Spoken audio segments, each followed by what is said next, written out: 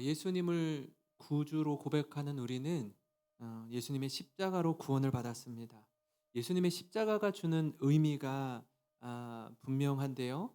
하나는 하나님의 사랑, 그리고 하나님의 공의가 십자가를 통해 전해졌다라는 사실입니다. 하나님 우리를 너무나 사랑하십니다. 그러나 또 한편으로는 우리가 지은 죄에 대해서는 반드시 심판하셔야만 합니다.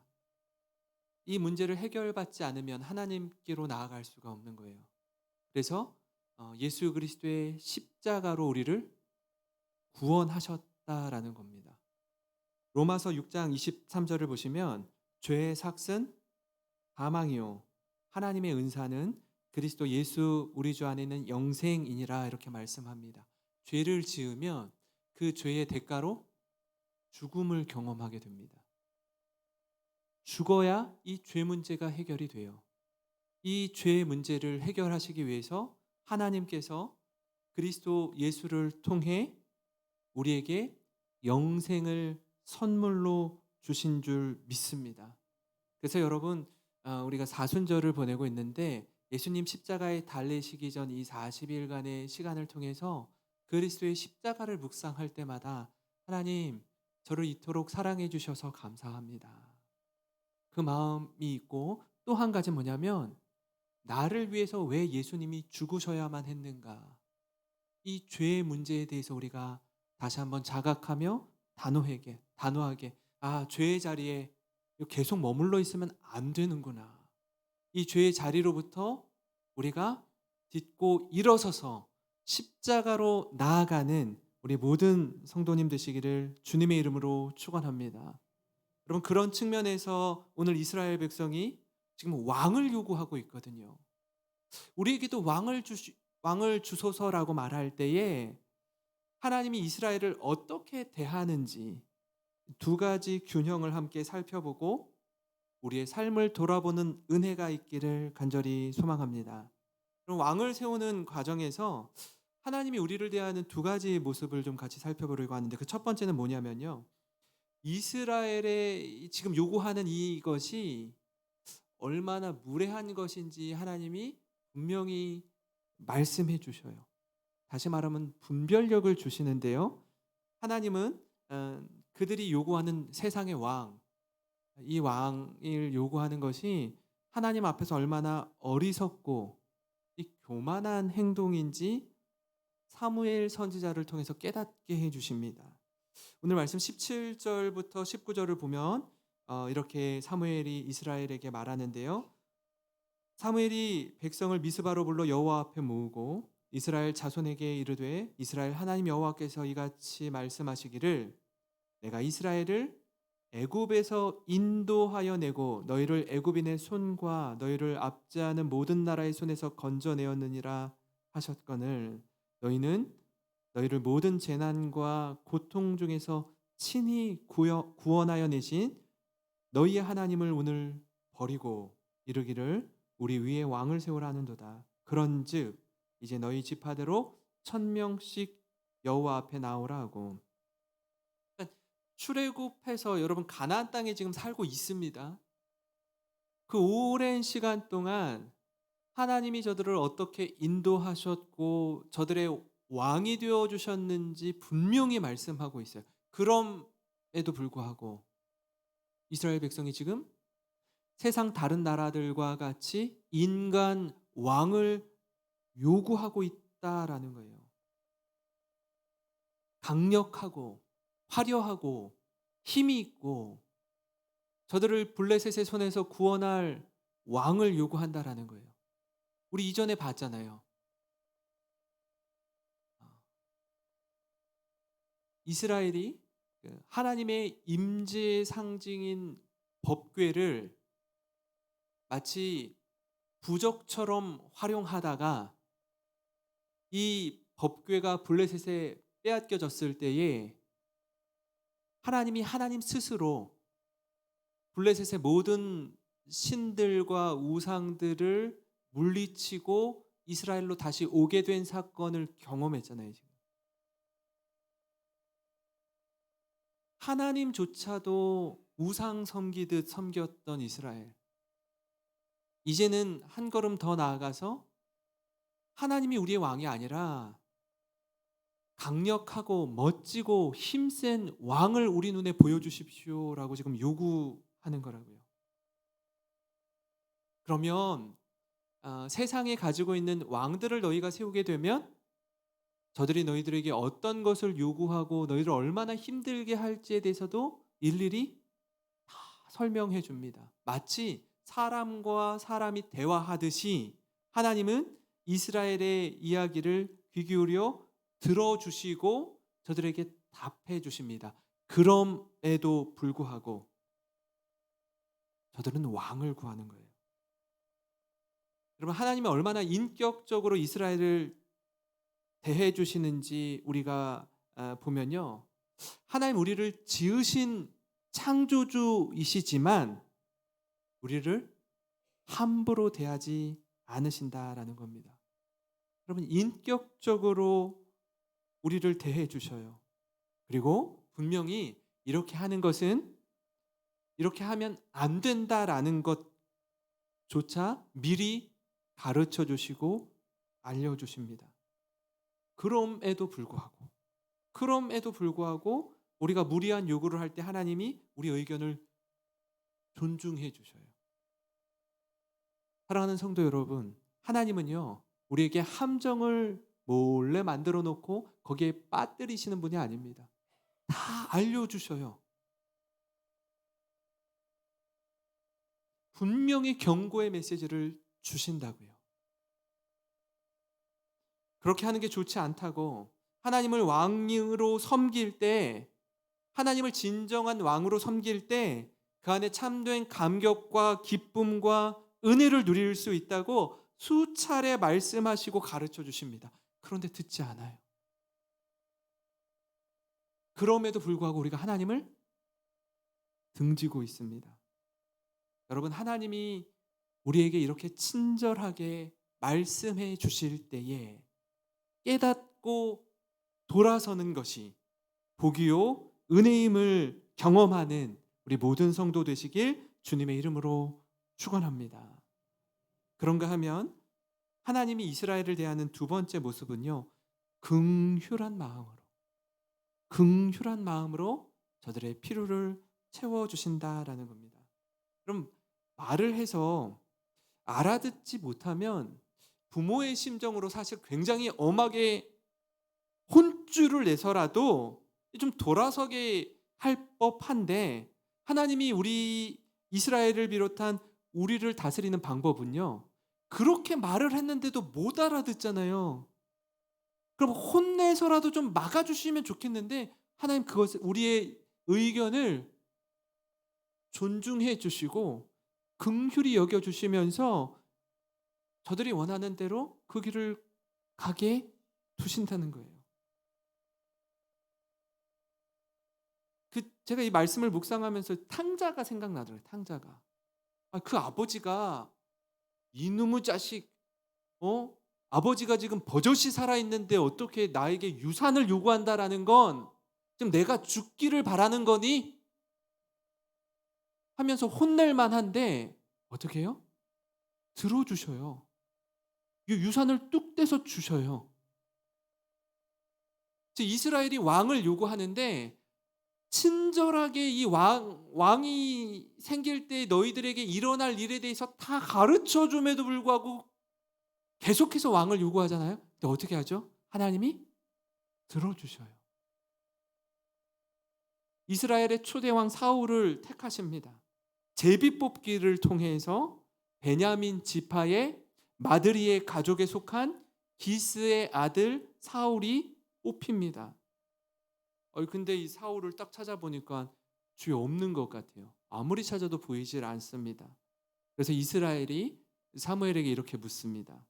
오늘 말씀 22절부터 24절인데요. 그러므로 그들이 또 여호와께 묻되 그 사람이 여기 왔나이까? 여호와께서 대답하시되 그가 짐 보따리들 사이에 숨었느니라 하셨더라. 그들이 달려가서 거기서 그를 데려오매 그가 백성 중에 서니 다른 사람보다 어깨 위만큼 컸더라. 사무엘이 모든 백성에게 이르되 너희는 여호와께서 택하신 자를 보느냐?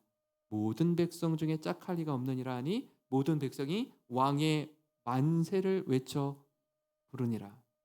제가 이 말씀을 보면서 이 제비뽑기로 사울을 정하거든요.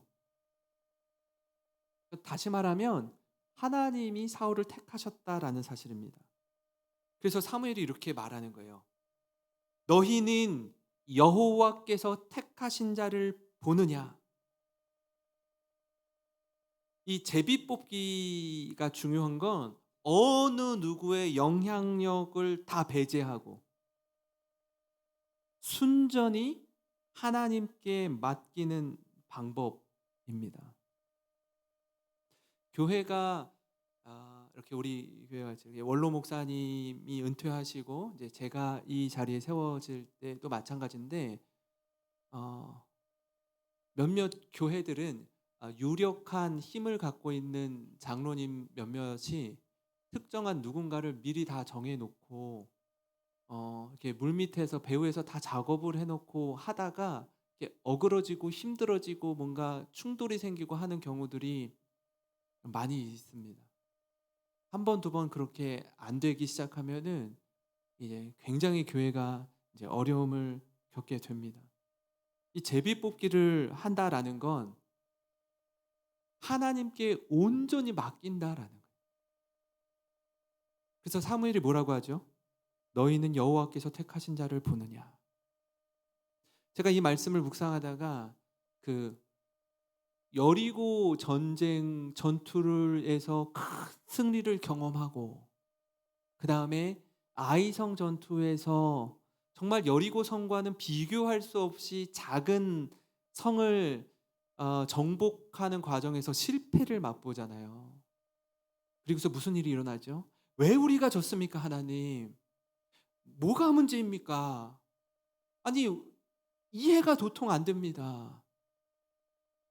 이 여리고 전쟁을 통해서 완전히 다 멸하고 불살라야 할 것 중에서 일부를 숨겨놓았던 아간 기억하십니까? 도대체 뭐가 잘못된 건지 제비뽑기를 하죠. 제비뽑기를 하는데 그 수십만의 이스라엘 백성들이 있는 중에 제비뽑기를 하는데 처음 아간이 그런 생각을 가졌던 것 같아요. 에이, 설마 확률적으로 이게 뭐 로또 맞는 것도 아니고 굉장히 불가능한 일이고 나는 아니겠지. 여러분 이렇게 뽑기 시작하는데 이게 하나 둘 걸러지기 시작하냐 필터링이 되기 시작하는데 점점 이렇게 좁혀 들어오는 거 아닙니까? 점점 이렇게 이상한데 이럴 리가 없는데 에이 우연일 거야. 설마 내가 뽑히겠어? 근데 계속 그 포커스가 자신에게 좁혀 들어와져요. 그럼 어느 정도 좀 들어온 것 같으면 사실 제가 잘못했습니다. 제가 이런 죄를 지었습니다. 라고 말할 법한데 어떻게 하죠? 끝까지 자신이 정확하게 자신이 뽑힐 때까지 말하지 않아요. 끝까지 버텨요. 우리의 모습이 어떠한지를 좀 생각해 보시면 좋을 것 같아요. 사울이 처음 하나님의 부르심을 받게 되었을 때, 왕이 되었을 때 그의 모습을 여러분 오늘 말씀을 통해서 기억하시기 바랍니다. 사울을 찾는 데 없어요. 어디가 있죠? 짐 보따리들 사이에 숨어 있었어요. 사울은요, 처음에 그렇게 겸손한 자였습니다. 그렇게 겸손하고 또 겸손한 사람이었습니다. 근데 찾아서 사람들 앞에 세워보니까 모든 사람들이 보기에 어깨 위만큼 키가 큰 거예요. 정말 왕 같은 인물인 거예요. 세상 왕의 모습입니다. 그렇지만 왕으로 세워질 때 처음 마음은 겸손했다라는 걸 알 수 있습니다. 그렇게 겸손한 사울이 왕으로 세워졌을 때 뒤에서 수근거린 사람이 있어요. 반드시 있습니다. 오늘 말씀에도 나옵니다. 27절입니다. 어떤 불량배는 이르되 이 사람이 어떻게 우리를 구원하겠느냐 하고 멸시하며 예물을 바치지 아니하였으나 그는 잠잠하였더라. 주위에 꼭 이런 사람이 있습니다. 없을 수가 없습니다. 이 밑도 끝도 없이 부정적으로 말하거나 괜시리 되지도 않는 어리석은 말로 곤란하게 하는 사람이 있습니다. 근데 바울이 거기에 어떤 대응도 하지 않아요.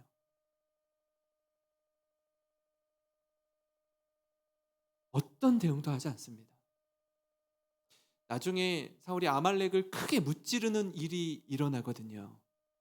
그때 사람들이 이 사람들을 끄집어내서 죽이려고 해요. 어디 감히 왕 앞에서 이렇게 멸시하고 함부로 대하는 사람 누구였지 그때? 그때 누구였지? 이스라엘 백성들이 사울을 힘입어서 아말렉을 완전히 무찔렀을 때 이들을 이렇게 불러요. 생각나게 해요. 근데 사울이 됐다, 놔둬라. 심판하지 않아요. 그런 사람이 사울이었습니다. 이후 다윗과의 관계에서 이 부끄러운 민낯이 드러나긴 하지만 처음 마음은요, 겸손했습니다.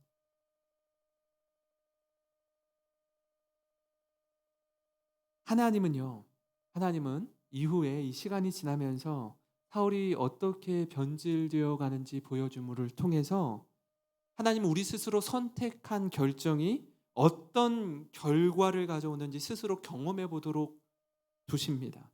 허용하셔요. 탕자가 집을 나가서 그가 아버지로 받은 유산을 어떻게 허랑방탕하게 사용하고 참 초라한 모습으로 돌아오는지 경험하게 하죠. 우리의 지식과 경험과 힘과 능력을 의지해서 하나님께 요구한 것이 얼마나 얕은 것인지, 얼마나 어리석은 것인지 경험을 통해 깨닫게 하십니다. 아마 모르긴 몰라도 저를 비롯해서 여기 계신 우리 성도님들도 이 과정을 수차례 경험하셨을 겁니다. 내가 나름 많이 배웠고 똑똑하고 많이 가졌고 제법 높은 자리에 있고 나를 계속 내세워서 뭔가 대단한 것을 이룰 수 있다라고 확신하지만 그게 얼마 못 가서 얼마나 어리석은 결정이었는지 깨닫는 거예요. 사랑하는 성도 여러분, 하나님께서 우리에게 베푸시는 은혜, 우리를 존중해 주시는 과정 속에 어느 순간 잘못된 길로 들어섰다라고 우리가 인식하게 되었을 때 그 자리로부터 돌아서는 것이 은혜임을 믿으시기 바랍니다. 그게 얼마나 큰 복인지 경험하는 우리가 되었으면 좋겠습니다. 하나님이 얼마나 우리를 사랑하시는지, 우리의 어리석음과 무례한 말과 행동에도 불구하고 끊임없이 우리를 설득하시고 우리에게 인격적으로 말씀하시는 분이 하나님이심을 믿으시기 바랍니다. 여러분, 그 하나님이시라면 우리 인생을 온전히 맡겨드리고 하나님만은 신뢰합니다. 주님 가라 하시면 가고 멈추라 하시면 멈추는 인생, 여러분 그 인생이 복된 인생임을 깨닫는 저와 여러분이 되기를 주님의 이름으로 축원합니다. 아멘. 기도드리겠습니다. 하나님 아버지